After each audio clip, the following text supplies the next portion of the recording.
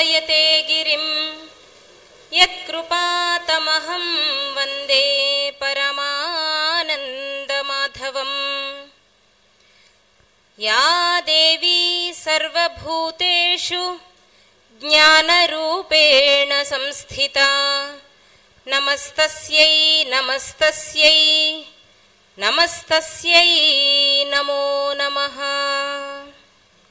నమస్సభాయే. ముందుగా వేదిక మీద ఆసీనులైన పెద్దలందరికీ పేరు పేరున నమస్సులను అందిస్తూ, వేదిక ముందు ఆసీనులై ఉన్న ప్రేక్షకులకు నమస్సులను అందిస్తూ, ఉగాది పర్వదిన శుభాకాంక్షలను ఈ కార్యక్రమాన్ని వీక్షిస్తున్న ఎక్కడెక్కడి నుంచో దూర ప్రాంతాలలో ఉండి కార్యక్రమాన్ని వీక్షిస్తూ ఉన్న అందరికీ, ఇక్కడున్న వారందరికీ, చూస్తూ ప్రత్యక్షంగా పరోక్షంగా కార్యక్రమాన్ని వీక్షిస్తున్న వారందరికీ శుభాకాంక్షలను తెలియజేస్తూ, సాహిత్యం అందులో ఉండే చమత్కారం కాస్త సభని ప్రతి ముఖంలోనూ అని భావన చేస్తూ, సాహిత్యం తల్లిలా లాలన చేస్తుంది, తండ్రిలా పాలన చేస్తుంది, గురువుల బోధ చేస్తుంది, ఒక అన్నల ధైర్యాన్ని ఇస్తుంది, ఒక స్నేహితునిలా ఓదార్పునిస్తుంది. సాహిత్యంతో స్నేహం గనక చేయడం ప్రారంభిస్తే మనిషికి సగం వైద్యం ఖర్చులు తగ్గుతాయి, అందులో అనుమానమేం లేదు. డాక్టర్ దగ్గరికి వెళ్లాల్సినటువంటి పరిస్థితులు సగానికి సగం తగ్గిపోతాయి, ఇందులో సందేహం ఏం లేదు. ఆది వ్యాధులను రెండిటినీ కూడా దూరంగా ఉంచగలిగే శక్తి, an apple for a day keeps the doctor away అని అంటారు కదా, అలా కాకుండా తినండి, అది ఆహారంలో ఉండే, అది శరీరానికి ఇచ్చే ఆహారం. మానసికంగా ఒక మంచి పద్యం ఒక రోజుకి గనక మనం చదువుకుని దాన్ని చర్విత చర్వణంగా అనుకుంటూ ఉంటే, అందులో ఉండే స్వారస్యాన్ని గనక మనం అనుభవిస్తూ ఉంటే ఖచ్చితంగా మనం ఆది వ్యాధులకు దూరంగా ఉంటాం. ఆది అంటే మానసికంగా వచ్చే రుగ్మత, వ్యాధి అంటే శరీరానికి వచ్చే రుగ్మత.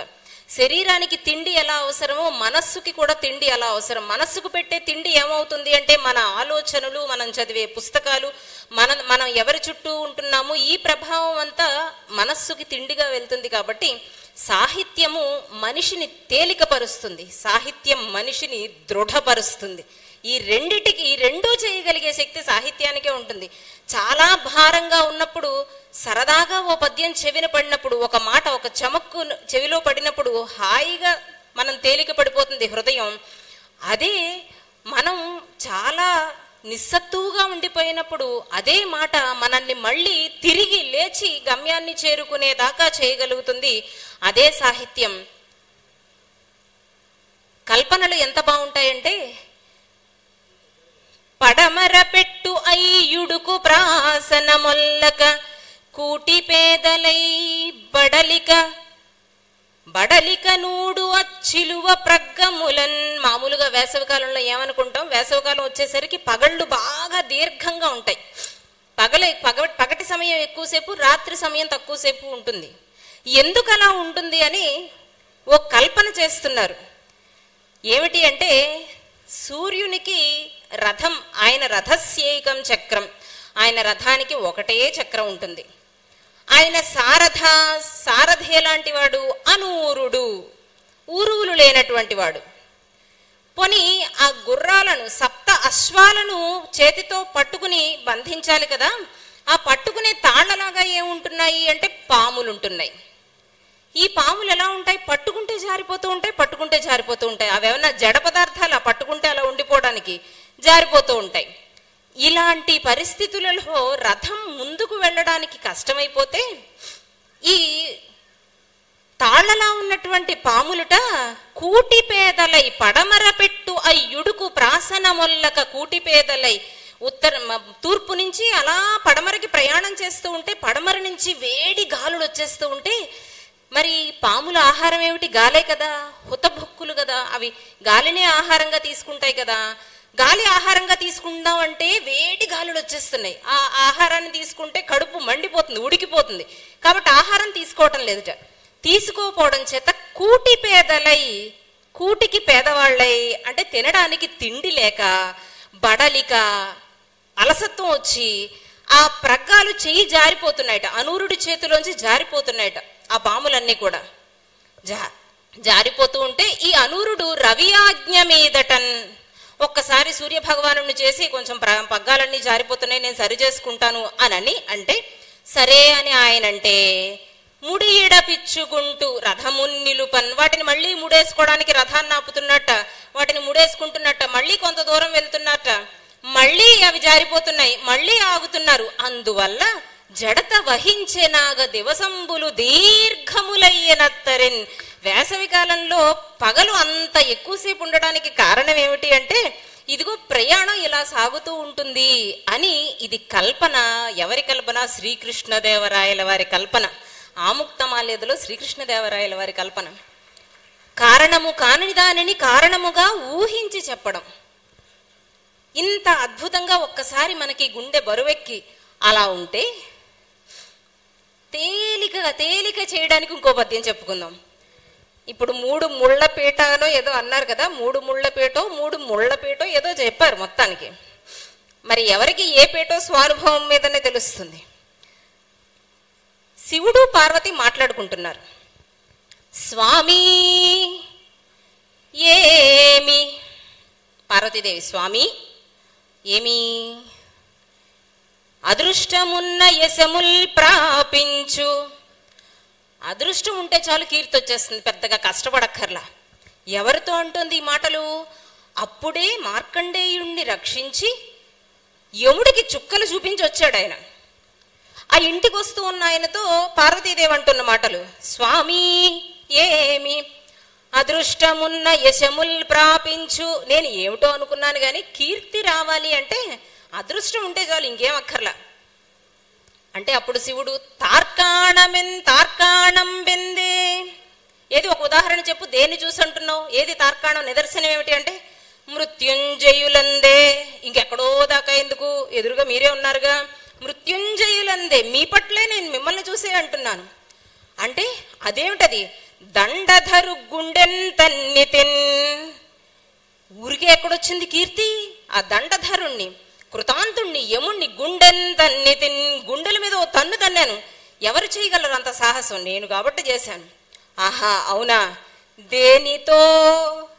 దేంతో తన్నారే అంటే ఇంతోటి ఆ యముణ్ణి తనడానికి నాకు 2 కాళ్ళు కూడా కావాలి. నా ఎడంకాలతో తన్ని పారేశాను అంతే. వామాంఘ్రిన్, ఎడంకాలుతోట. మరి నాదిగా, మరి ఎడంకాలు నేను కదా, సగభాగం నేను కదా. మరి నాదిగా యనుచు నవ్వన్ గౌరీ. మరి మీరెక్కడ తన్నారు?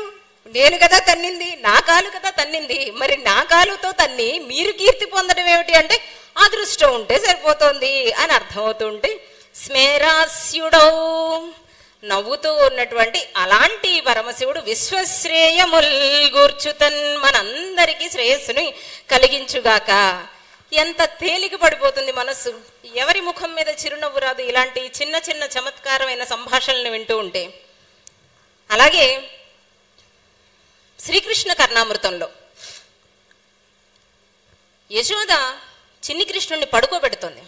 రామో నామ బభూవ హుం తదబలా సీతేతి హుం తాం పితుర్వాచా పంచవటీ తటే విహరతః తస్యాహరద్ రావణః. కృష్ణుణ్ణి పడుకోబెడుతూ రామకథ చెప్తోంది యశోద. అంటే ఒక రకంగా తన కథ తనకే చెప్పి నిద్రపుచ్చుతోంది. రామో నామ బభూవ, రాముడు అనేవాడు ఉండేవాడు రా అబ్బాయి. ఊగొట్టాడు. తదబలా సీతేతి, ఆయనకి సీతతో వివాహం అయ్యింది. తాం పితుర్వాచా పంచవటీ తటే విహరతః తస్యాహరద్ రావణః. తండ్రి మాటను నిలబెట్టడం కోసం వనవాసానికి వెళ్ళిపోతే ఆ సమయంలో తస్యాహరద్ రావణః, రావణాసురుడు ఆ సీతమ్మ తల్లిని ఎత్తుకుపోయాడు అని అంటే అప్పటి వరకు ఊకొట్టిన పిల్లాడు ఊకొట్టట్ల. ఊకొట్టడం మానేసి సౌమిత్రే క్వ ధనుర్ధనుర్ధనురితి వ్యగ్రాగిరః పాతునః. ఏమంటున్నట్ట? ఇలా నిద్రార్థం జననీ కథామితి హరేహే హుంకారత శృణ్వతః, నిద్రపుచ్చడానికి అప్పటి వరకు కథ చెప్తూ ఉంటే ఊకొడుతూ విన్నటువంటి ఆ కృష్ణుడు, బాలకృష్ణుడు, ఎప్పుడైతే సీతమ్మ తల్లిని రావణాసురుడు ఎత్తుకుపోయాడు అని అందో అప్పుడు తాను రాముడిగా మారిపోయి గ్రామావతారంలోకి వెళ్ళిపోయి సౌమిత్రే క్వ ధనుర్ధనుర్ధనురితి, లక్ష్మణ నా విల్లెక్కడ, లక్ష్మణ నా విల్లందుకో, లక్ష్మణ రా తొందరగా అని నిద్రలోనే కలవరిస్తున్నట్ట బాలకృష్ణుడు.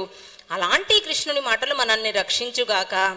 ఈ కల్పన ఎంత ఉదాత్తంగా ఉంది. ఈ కల్పన మనకి అందించే సందేశం ఏమిటి? మనం మామూలుగా ఆడవాళ్ళు స్వతంత్రులు, వారిని ఎవరూ రక్షించక్కర్లేదు, వాళ్ళని వాళ్లే రక్షించుకోగలరు. మామూలుగా ఓ 12 ఏళ్ల పిల్లని 16 ఏళ్ల పిల్లని ఇంట్లోంచి బయటికి పంపిస్తూ ఉంటే ఇది వరకు 5 ఏళ్ల పిల్లాడిని తమ్ముడినో ఎవరినో ఎరా అక్కతో పాటు సహాయానికి వెళ్ళు అని అంటే అది మనకి ఇప్పుడు తప్పుగా కనిపిస్తోంది. అంటే 18 ఏళ్ల అమ్మాయిని 5 ఏళ్ళు ఇంకా సరిగ్గా వాడికి డ్రాయర్ కూడా వేసుకోవడం రాదు, అవునా వెళ్ళాలా అయితే నాకు బట్టలు తొడుగు అని నుంచుంటాడు వాడు. అలాంటి వాడు ఈ 18 ఏళ్ల అక్కనేమన్నా కాపాడతాడా అని ప్రశ్న వేస్తే అక్కడ మన పెద్దవాళ్ళు ఆలోచించింది ఏమిటి అంటే 18 ఏళ్ల అక్కకి 5 ఏళ్ల పిల్లాన్నిచ్చి పంపించడంలో వెనుక ఉన్న ఉద్దేశ్యం ఏమిటంటే అక్కతో పాటు పంపించారు, అక్కకేమీ కాకుండా చూసుకోవడం నా బాధ్యత అనే ఆలోచన వాడికి ఆ వయస్సు నుంచి ఏర్పడాలి. అలా ఏర్పడితేనే వాడు పెద్ద అయిన తర్వాత రోడ్డు మీద ఒక్కరితే అమ్మ ఎవరైనా కనిపిస్తే అయ్యో ఈ అక్క ఎవరో ఒక్కరితే వెళ్తోంది అని అనుకుంటాడే కానీ అమ్మ ఎవరో భలే చిక్కింది అని అనుకోడు. ఇది అంటే ఈ అమ్మాయి తనను తాను రక్షించుకోలేదు కాబట్టి అతన్ని పంపిస్తున్నారు అని అన్నది ఒక కోణం, చూసే కోణం. కానీ కోణం మార్చి చూస్తే ఆ అబ్బాయికి అమ్మాయిని రక్షించాలి అనే ఆలోచనని కలిగించడమే ప్రధానమైనటువంటి ధ్యేయం. అది మన పెంపకంలో, భారతీయ కుటుంబ వ్యవస్థలో ఎప్పటి నుంచో పాతుకుపోయినటువంటి సంస్కార బలం. ఇలాంటి సంస్కారం కనుక మనం పిల్లలకి చిన్నప్పటి నుంచి అలవాటు చేస్తే ఇప్పుడు సమాజంలో మనం వింటూ ఉన్నటువంటి అకృత్యాలు, ఘోరాలు ఇలాంటివి ఎన్ని తగ్గిపోతాయి. కాబట్టి పిల్లలకి చెప్పేటప్పుడు ఇలాంటి పద్యాలను చెప్తే, ఇలాంటి శ్లోకాలను చెప్తే, అలాగే రావణాసురుడు రాముడితో యుద్ధం చేసి అలిసిపోతున్నాడు. కుంభకర్ణుడిని ఇంక లాభం లేదు, కుంభకర్ణుడిని లేపాల్సిందే, లేపి తనని కూడా యుద్ధానికి సహాయానికి రమ్మని అడగాల్సిందే అని కుంభకర్ణుడిని లేపాడు. లేపి మనం అప్పుడెప్పుడో పొందాం కదా, ఒక వరం పొందాం కదా, 3 జన్మలు చాలు అని అనుకున్నాం కదా విష్ణువైరులుగా, నాకెందుకో వాడే వచ్చాడేమో అని అనుకుంటున్నాను. వానరులని నరులని మనం వదిలేసాం కదా వరం కూడా కోరుకున్నప్పుడు, వాళ్లే వచ్చారు, మనకి సమయం దగ్గర పడింది అనిపిస్తోంది, ఎందుకైనా మంచిది నువ్వు కూడా సహాయానికి వస్తే బాగుంటుంది అని కుంభకర్ణుడిని లేపాడు. కుంభకర్ణుడు లేచాడు, యుద్ధానికి వస్తున్నాడు. వస్తూ ఉంటే వెనకాల రావణాసురుడు సైన్యాన్ని పంపించాడు కుంభకర్ణుడికి సహాయంగా. అప్పుడు సైన్యంతో కుంభకర్ణుడు అంటున్నట్ట, ఆతడి తండే అయినచో అమర మీరు ననుసరించినను ప్రయోజనము లేదు. విశ్వనాథ వారి రామాయణ కల్పవృక్షంలో పద్యం. నిజంగా గనక ఆతడే ఈతడైతే, ఆ నారాయణుడే గనక ఈయనైతే మీరు ననుసరించినను ప్రయోజనము లేదు. నా వెంట మీరు ఎంతమంది వచ్చినా ప్రయోజనం లేదు, ప్రాణాలు పోగొట్టుకోవడం తప్పితే, మీరు కూడా నష్టపోతారు తప్పితే, పోయేదేదో నేను ఒక్కడే పోతాను, కాబట్టి మీరు రావద్దు. ఒకవేళ ఆతడి తండు కానిచో, ఒకవేళ నారాయణుడు కాదు అని అనుకుందాం అనుకోండి, అప్పుడు కూడా అమర తోడు రాగ చేకొనగా నాకు అవసరము లేదు. అప్పుడు కూడా మీరు నా వెనకాల రావక్కర్లా, నారాయణుడు కాకపోతే నేనే చూసేస్తా, వాడి పనేదో నేనే అంత చూసేస్తాను, అప్పుడు మీ అవసరం నాకు లేదు. ఒకవేళ నారాయణుడే అయితే కూడా మీరు రావక్కర్లేదు, ఎందుకని వస్తే నాతో పాటు మీరు పోతారు అని ఒకే పదాన్ని, అతడే ఇతడైతే పరిస్థితి అప్పుడు కూడా రావక్కర్లేదు, అతడే ఇతడైతే అప్పుడు కూడా రావక్కర్లేదు అనే చమత్కారాన్ని. అలాగే రామచంద్రుండు సర్వమూర్ధంబు చేతులొత్తి చూచును పురుషులెత్తికొనిన, చిన్నప్పటి నుంచి కూడా ఎలా పెరిగాడట రాముడు, పెరిగినప్పుడు విశ్వనాథ వారి కల్పన, ఎవరైనా పురుషులు ఎత్తుకుంటేట రాముడు ముందు తలలు చూసుకునేవట. ఈ తలనేనా నేను తెగొట్టేయాల్సింది, ఆయన దశకంఠుడు కదా, 10 తలలు కాడు కదా. కాబట్టి మగవాళ్ళు ఎవరైనా రాముణ్ణి బాలరాముణ్ణి ఎత్తుకుంటేట సర్వమూర్ధంబు చేతులొత్తి చూచు, అన్ని తలల్ని చేతులొత్తి చూస్తూ ఉంటాట. దేనికి? రావణాసురుడేమో మళ్ళీ ఎప్పటిదాకో ఎందుకు, ఇప్పుడే వేసేస్తే పోలా. అలాగే మరి అదే సమయంలో లక్ష్మణుడు ముక్కులును చెవుల్ తడిమి చూచు ఎవ్వరే నంగనలు తన్ను నెత్తికొనినా. లక్ష్మణుడు ఏం చేస్తాడట, ఎవరైనా స్త్రీమూర్తులు తన్ను ఎత్తుకుంటేట ముక్కుల్ని చెవుల్ని తడుముతూ ఉంటాట. ఈ ముక్కేనా నేను కోసేయాల్సింది, ఈ చెవులనైనా నేను కోసేయాల్సింది, ఇప్పుడే చేసేద్దాం పని అని. అంటే కార్యసాధకులు వాళ్ళు పుట్టిన దగ్గర నుంచి పుట్టినది ఆదిగా వారు లక్ష్యం పట్ల దృష్టి కలిగి ఉన్నారు అని చెప్పడం అది చమత్కారంగా చేసినటువంటి ప్రయోగం. అలాగే ఎక్కువ రాముడి మీదే చెప్తున్నాం, రాముడి మీదే అనుకుంటున్నాం. ఒకసారి విష్ణుమూర్తి దగ్గరికి వెళ్దాం. విష్ణుమూర్తిని చక్కగా మనకి నిందాస్తుతి, తిడుతున్నామో పొగుడుతున్నామో కూడా తెలియకుండా మాట్లాడేసుకోవచ్చు మనం. అది తిట్టా అంటే అయ్యో తిట్టు కాదు, అయ్యి తిట్టు కాదా తిట్టే, ఇలా ఉంటాయన్నమాట కొన్ని మాటలు. అలా విష్ణుమూర్తిని అంటున్నారు కదా ఆంధ్ర నాయక శతకంలో, ఆలు నిర్వాహకురాలు భూదేవి అఖిల భారకుడను ఆఖ్య తెచ్చే. ఏమిటో నీ గొప్ప గొప్ప గొప్ప గొప్ప అనుకుంటున్నావు నువ్వు, ఏమి గొప్ప నాకు అర్థం కావట్లా అని అంటున్నాడు. ఎవరు? కాసులు పురుషోత్తమ కవి గారు అంటున్నారు. ఏమని? ఒక భార్య భూదేవి అవ్వడం మూలాన నీకు సమస్తాన్ని భరిస్తున్నటువంటి కీర్తి వచ్చింది. మోస్తున్నది ఎవరు వాస్తవానికి? భార్య. ఆలు నిర్వాహకురాలు భూదేవి అఖిల భారకుడను ఆఖ్య తెచ్చే. అన్నిటినీ భరించేవాడు మోస్తాడు అనే గొప్ప నీకు తెచ్చిపెట్టింది, మోస్తున్నదేమో భూదేవి. అలాగే ఇంకొక భార్య ఇష్ట సంపన్నురాలిందిర భార్య, ఇంకో భార్య లక్ష్మీదేవి. ఆవిడ భార్య అవ్వడం మూలాన కామితార్థదుడన్న ఘనత తెచ్చే. అడిగిన కోరికలన్నీ తీర్చేసేవాడు అని వెంకటేశ్వర స్వామికి కలవు వెంకట నాయక అని అంటున్నాం కదా. కోరుకుంటే ఆయన కోరుకున్న వరాలన్నీ ఇచ్చేసేవాడు. ఈ వరాలన్నీ ఎక్కడి నుంచి తెచ్చిస్తున్నాడు అంటే లక్ష్మీదేవి బ్యాంక్ అకౌంట్ నుంచి తెచ్చిస్తున్నాడు ఆయన. కానీ పేరు మాత్రం ఎవరికి వస్తుంది అంటే లక్ష్మీదేవికి వస్తుంది. ఇష్ట విష్ణుమూర్తికి, విష్ణుమూర్తి వెంకటేశ్వర. కాబట్టి ఇక్కడి నుంచి ఇష్ట సంపన్నురాలిందిర భార్యయే కామితార్థదుడన్న ఘనత తెచ్చే. బాగుంది. తర్వాత ఇక బ్రహ్మగారు, ఈయనకి పుట్టారుగా, ఈయన నాభి నుంచి ఉద్భవించాడు కదా ఆయన. కమల గర్భుడు సృష్టికర్త తనూజుడై బహు కుటుంబికుడన్న బలిమి తెచ్చే. ప్రపంచమంతా నీ కుటుంబంగా ఎందుకు అయింది అంటే ప్రపంచాన్నంతా సృష్టించిన బ్రహ్మదేవుడి వల్ల నీకు ప్రపంచం అంతా కుటుంబం అయింది. కానీ పేరు మాత్రం నీకు వచ్చింది, ఆయన మాత్రం పనిలోనే ఉంటున్నాడు.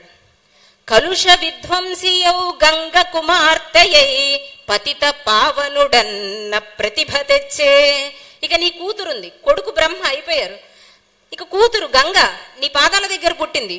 ఆ పుట్టినటువంటి గంగ పతిత పావనుడు, పాపములను దూరము చేసేటువంటి వాడు అనే కీర్తిని నీకు తెచ్చిపెట్టింది. కానీ ఆ పని చేస్తున్నది ఎవరు? గంగ. కాబట్టి ఆలు ఆండ్రు బిడ్డలు తెచ్చు ప్రఖ్యాతి తప్ప మొదటి నుండి నీవు దామోదరుడవే. తల్లి పిల్లల వల్ల అలాగే భార్యల వల్ల వచ్చినటువంటి కీర్తే తప్పితే మొదటి నుండి కూడా నీవు దామోదరుడవే. దామోదరుడు అంటే మనం మామూలుగా దరిద్ర దామోదరుడు అని అంటాం, ఏమీ లేదు అని చెప్పడం కోసం. నీకంటూ ఏమీ లేదయ్యా, మొత్తం అంతా వాళ్ళ వల్ల భార్యల వల్ల పిల్లల వల్ల వచ్చిందంతా నీదిగా చేసుకుని నువ్వు ఇలా వెలుగుతున్నావు. చిత్ర చిత్ర ప్రభావ దాక్షిణ్య భావ హత విమత జీవ శ్రీకాకుళాంధ్రదేవ. అది అంటే నిందాస్తుతి, పైకి నిందించినట్టుగా కనిపిస్తుంది కానీ అందులో ఖచ్చితంగా స్తుతి దాగి ఉంటుంది. అలాగే మీరు నవ్వుతున్నారో లేదా? అందరూ నవ్వే వరకు మాట్లాడుతూనే ఉంటాను నేను, అంతే. మీరు ఎప్పుడు అంటే అప్పుడు, మీరు ఎప్పుడంటే అప్పుడు నేను ఆపేస్తాను. మీరు నాకు చిన్న ఇది. అలాగే ఒక శతకం గురించి మాట్లాడుకుందాం, ఒక 2 పద్యాలు ఆ శతకంలో. ఆ శతకం మామూలుగా శతకం యొక్క లక్షణాల్లో ఉన్న ఒక లక్షణం ఏమిటంటే ఏ పద్యానికి ఆ పద్యం ముక్తకం అన్నమాట. ఏ పద్యాన్ని చదువుకుంటే ఆ పద్యంలోనే ఒక ప్రత్యేకమైన భావం ఉంటుంది, పై పద్యానికి కింద పద్యానికి రెండిటికి సంబంధం ఏమీ ఉండదు. కానీ ఒక శతకంలో ఓ కథ చెప్పారు మహానుభావులు చెరువు సత్యనారాయణ శాస్త్రి గారు. ఆయన వ్రాసిన శతకం సుబ్బలక్ష్మి శతకం. సుబ్బలక్ష్మి శతకం. ఆయన మకుటం కూడా సల్లా సల్లా ఎంకటి సుబ్బలక్ష్మి బతుకేలా నీవు లేకుండినన్. ఇది ఆఖరి పాదం. ఆయన చిన్నతనం నుంచి, ఆయన అంటే శతకంలో ఉన్న ఆయన, చెరువు సత్యనారాయణ గారు కాదు, శతకంలో ఏ పాత్రనైతే మాట్లాడుతున్నారో ఆయన చిన్నతనం నుంచి ఒక ఆడపిల్ల, చిన్న పిల్ల దగ్గర నుంచి ఓ అమ్మాయిని ఆరాధిస్తూ ఉంటారు, ఆమెనే ప్రేమిస్తూ ఉంటారు. ఆమె పెద్ద అవుతుంది, వీళ్ళిద్దరూ కలిసి కాస్త తిరుగుతూ ఉంటారు. ఈలోపు ఇంట్లో వాళ్ళు అమ్మాయికి వివాహం ప్రయత్నాలు జరుగుతూ ఉంటాయి. అయ్యో వివాహ ప్రయత్నాలు జరుగుతున్నాయంటే ఈయన చొక్కాలు చింపేసుకుని పద మీ ఇంటికి వస్తానంటే, ఏంటి వచ్చేది, కూర్చో నేను బాగానే చేసుకుంటాను పెళ్లి, ఏం కంగారు పడకని చెప్పంటుంది ఆవిడ పెళ్లి చేసేసుకుంటుంది. ఈయనకి చివరిలో బాధ మిగులుతుంది. ఇదంతా కథ అంటే వాళ్ళు కలవడము, కలిసి ఆడుకోవడము, పెరగడము, ఇదంతా కథ. ఈ కథలో ఓ 2 పద్యాలు. మళ్ళీ పున్నమి ఎంట ఈ దినము ఓమాలొచ్చి జాబిల్లి నీ కల్లే గుర్రుగా చూసి సిగ్గుపడి మెగాలెన్కపోతాడు. వచ్చేట చంద్రుడు వస్తున్నట్ట. మనకి చంద్రుడు పౌర్ణమి అమావాస్య, పౌర్ణమి అమావాస్య, నెలకొక్కసారి పౌర్ణమికి వస్తున్నట్ట. మళ్ళీ పున్నమి అంట ఈ దినము, ఈరోజు మళ్ళీ పౌర్ణమి కదా. ఓమాలొచ్చి జాబిల్లి, ఒక్కసారి వచ్చి జాబిల్లి నీ కల్లే గుర్రుగా చూసి సిగ్గుపడి మెగాలెన్కపోతాడు. వచ్చి ఒక్కసారి నీ మొహం చూసి మళ్ళీ కోపంగా ఒకసారి మటమటమట్లాడిపోతూ వెనక్కి వెళ్ళిపోతాట మేఘాలు. బాతల్లే నింగి కొలంలో ఈదుకొని ఎల్లాడెంత దూరంగనో సల్లా ఎంకటి సుబ్బలక్ష్మి బతుకేలా నీవు లేకుండినన్. దూరంగా వెళ్ళిపోయాట. ఎందుకనంటే ఇప్పుడు కూడా నేను సుబ్బలక్ష్మి ముఖంతో సరిసమానంగా కాంతివంతంగా లేను, ప్రకాశవంతంగా లేను, ఇప్పుడు సుబ్బలక్ష్మి అందంగా ఉంది అని సిగ్గుపడి వెళ్ళిపోతున్నట్ట. దూరంగా వెళ్ళిపోయాడు చంద్రుడు. ఎంత దూరంగా వెళ్ళిపోయాడు అంటే తిరిగి మళ్ళీ రావాలంటే 1 నెల రోజులు పడుతుందండి. అంత దూరంగా వెళ్ళిపోయాడు. అంటే పౌర్ణమి నుంచి మళ్ళీ తన కళలన్నీ సంతరించుకుని మళ్ళీ రావడానికి 1 నెల రోజులు సమయం పడుతుంది. అంత దూరం వెళ్ళిపోయాట చంద్రుడు. మరి ఈ సమయంలో ఏం చేస్తాడు అని అంటే, ఈ సమయంలో మళ్ళీ పున్నమి ఎంట ఈ దినము కదా, ఈ సమయంలో ఏం చేస్తాట, మళ్ళీ పున్నమికొస్తాడు ఇదే మాదిరిగా. మళ్ళీ పున్నమికి వస్తాడు, సరిగ్గా ఇలాగే వస్తాడట. మళ్ళీ పున్నమి నాటికొస్తాడు ఇదే మాదిరిగా. ఏం చేస్తాడు ఈ అన్ని రోజుల్లోనే? మరి 30 రోజులు పడుతోంది. ఏం చేస్తాడంటే, ఏ కొండ కోనల్లో ఏరులో ఆకులో నమిలి అందం ఎక్కువవుతానికి ఏ గుల్లో అమ్మకు దండమెట్టుకొని సోకుల్ చేసుకోనొస్తడే సల్లా ఎంకటి సుబ్బలక్ష్మి బతుకేలా నీవు లేకుండినన్. మళ్ళీ ఈ 30 రోజుల కార్యక్రమంలోనే ఏం చేస్తాట, ఆ కొండలు ఈ కోనలు ఈ ఏరులు ఆ ఆకులు ఆ పసరలు ఇవేవో తింటూ ఉంటాట, తాగుతూ ఉంటాట. అక్కడ ములిగితే ఎక్కువ సౌందర్యం వస్తుంది, ఇక్కడ ములిగితే సౌందర్యం వస్తుందని ఏరుల్లో ములుగుతూ ఉంటాట, ఆకులు తింటూ ఉంటాట, పసర్లు పూసుకుంటూ ఉంటాట. ఇన్ని చేస్తూ సోకులు చేసి ఏ గుళ్ళో చివరికి మానవ ప్రయత్నం అంతా అయిపోయిన తర్వాత దేవుడికి దండం పెట్టుకోవాలిగా. ఏ గుళ్ళో అమ్మకు దండం పెట్టుకొని సోకులు చేసుకోనొస్తాడే. అప్పుడు సోకులు చేసుకుని వస్తాట. వస్తే ఏమిటి పరిస్థితి? ముందు పద్యం చెప్పుకున్నాం చూసారా. మళ్ళీ పున్నమి ఎంట ఈ దినము ఓమాలొచ్చి జాబిల్లి నీ కల్లే గుర్రుగా చూసి మేఘాలెన్కపోతాడు. అంటే పౌర్ణమి అమావాస్య ఏర్పడుతున్నంత కాలం జరిగే పని ఇదే. అంటే ప్రతి పౌర్ణమికి వస్తూ ఉంటాడు, చూస్తాడు, సిగ్గుపడతాడు, వెళ్ళిపోతాడు, మళ్ళీ పౌర్ణమికి వస్తాడు, మళ్ళీ వెళ్ళిపోతాడు, మళ్ళీ ఎంత అంటే ఒక పూర్ణిమ అమావాస్య ఏర్పడడం వెనక ఎంతటి ఊహ చేశారు కవి అని అన్నది మనకి ఆలోచిస్తే, ఇలాంటి కల్పనలు విన్నప్పుడు, ఇలాంటి చమత్కారాలు విన్నప్పుడు ఖచ్చితంగా సహృదయుల యొక్క హృదయం ఆనందంతో నిండిపోతుంది, ఆశ్చర్యంతోనూ నిండిపోతుంది. కవి యొక్క ప్రపంచం అపారే కావ్య సంసారే కవిరేవ ప్రజాపతి అంటారు. బ్రహ్మగారు ఈ సృష్టినంతా చేస్తే కవి తను చేసే సృష్టిలో ఎలాంటి నియమాలు ఉండవుట. బ్రహ్మగారు చేసే సృష్టికి నియమాలు ఉంటాయి, కవి చేసే సృష్టికి నియమాలు ఉండవుట. తన ఇష్టం. ఆకులు కూడా మాట్లాడతాయి, కుక్కలు కూడా మాట్లాడతాయి, ఇంకేవో కూడా పాడతాయి. ఇవన్నీ ఎక్కడ జరుగుతాయి అంటే కవి ప్రపంచంలో జరుగుతాయి. పైగా హ్లాదైకమయీం, కవి ప్రపంచం ఎలాంటిది అంటే హ్లాదైకమయీం. బయట ప్రపంచంలో బాధ ఉంటుందేమో, కవి ప్రపంచంలో బాధే ఉండదు, కేవలం ఆనందమే ఉంటుంది. అదేంటండి బాధ ఎందుకు ఉండదు? నవరసాలు ఉంటాయి కదా, అందులో శోకం ఉంటుంది కదా, ఏడుస్తాం కదా అంటే ఏ సినిమా చూసి మనం ఏడుస్తున్నామో ఆ సినిమానే చాలా బాగుంది, అబ్బా ఎంత బాగా తీసాడో, అద్భుతంగా ఉంది అని చప్పట్లు కూడా కొడతాం మనం. అంటే ఆ బాధ కూడా ఆనందాన్ని ఇస్తుంది. అలా ఆనందాన్ని ఇచ్చే బాధని కేవలం కవే సృష్టి చేయగలడు అని మనకి సాహిత్యం చెప్తోంది. కాబట్టి ఈ సాహిత్యానికి మనం దగ్గరగా ఉంటే, మొదట మనం మాట్లాడుకున్నట్లుగా ఆది వ్యాధుల నుంచి కాస్త దూరంగా మనం ఉండొచ్చు. ఆఖరిగా నా ఒక్క పద్యాన్ని మీరు అన్నారు, నా పద్యాన్ని చెప్పి ముగ్ధ మనోహర స్నిగ్ధ వదన మంచు చుబుకాన కాటుక చుక్క పెట్ట. శ్రీరామచంద్రమూర్తి, చిన్న శ్రీరామచంద్రమూర్తి, బాలరాముడి విగ్రహాన్ని మనం చూసాము, అద్భుతంగా ఉన్నాడు ఆయన. అలాంటి ఆయన్ని పెంచుతూ ఉన్న సమయంలో ముగ్గురు తల్లులు కదా, ఆయనకి ఎవరికీ లేనటువంటి సౌభాగ్యం అది. ఆయన చూస్తూ ముగ్ధ మనోహర స్నిగ్ధ వదన మంచు చుబుకాన కాటుక చుక్క పెట్ట, ఇక్కడ చుక్క పెట్టారట. ఓ తల్లి వచ్చింది, చూసి ఎంత బాగున్నాడో పిల్లాడు అని దిష్టి చుక్క పెడతాంగా, ఇక్కడ చుక్క పెట్టిందిట.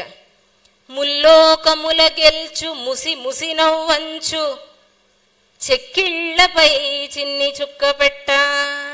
ఈసారి ఏ కైకో వచ్చింది, కైకమ్మ వచ్చి ఎంత బాగా నవ్వుతున్నాడో మా నాయన, దిష్టి తగులుతుందేమో అని మళ్ళీ ఇంకో చుక్క దిష్టి చుక్క ఇక్కడ పెట్టిందిట. ముల్లోకముల గెల్చు ముసి ముసి నవ్వంచు చెక్కిళ్లపై చిన్ని చుక్క పెట్ట. సర్వజనాకర్ష సరస లీలలనుచు చూచి లలాటాన చుక్క పెట్ట. సుమిత్ర వచ్చింది ఈసారి, చూసి ఆహా ఎంత బాగా ఆడుకుంటున్నాడో, చూడండి చూడండి ఎంత బాగా నవ్వుతున్నాడో అని, అమ్మో ఎంత దిష్టి తగులుతుందేమో అని లలాటాన చుక్క పెట్ట. ఎక్కడో చుక్క పెట్టారట. ముచ్చట గొల్పెడు ముద్దు పల్కులనుచు చక్కగా నింకొక్క చుక్క పెట్ట. ఇంక మాట్లాడుతున్నాడు ఆయన, మాట్లాడుతూ ఉంటే ఎంత బాగా మాట్లాడుతున్నాడో, దిష్టి తగులుతుంది నాయనకి అని ఇంకో చుక్క పెట్టారు. ఇక్కడ ఎక్కడ పెట్టారో చెప్పలా, ఎందుకని ఇక్కడ అయిపోయింది, ఇక్కడ అయిపోయింది, ఇక్కడ అయిపోయింది, ఇంకెక్కడ పెడతారు, ఇంకెక్కడ పెడితే ఎక్కడ పెట్టడం మొదలు పెట్టారు ముగ్గురు తల్లుడు కలిసి. ముగ్గురమ్మలు నిట్టుల ముద్దుతోడ దిష్టి చుక్కలు పెట్టుచు దేహమంతా దిష్టి చుక్కలు పెట్టడం మొదలు పెట్టారు. ఎందుకంటే ఎప్పటికప్పుడు ఆయన చాలా అందంగా కనిపిస్తున్నాడు. దిష్టి తగులుతుందేమో అని తల్లి హృదయం అల్లల్లాడిపోతుంది. మళ్ళీ ఇంకో దిష్టి చుక్క పెడుతున్నారు, మళ్ళీ ఇంకో దిష్టి చుక్క పెడుతున్నారు. పెట్టి పెట్టి పెట్టి శ్యామకాంతుని చేసిరి రామలంతా, నిన్ను నల్లగా చేసేసారు ముగ్గురు తల్లులు కలిసి.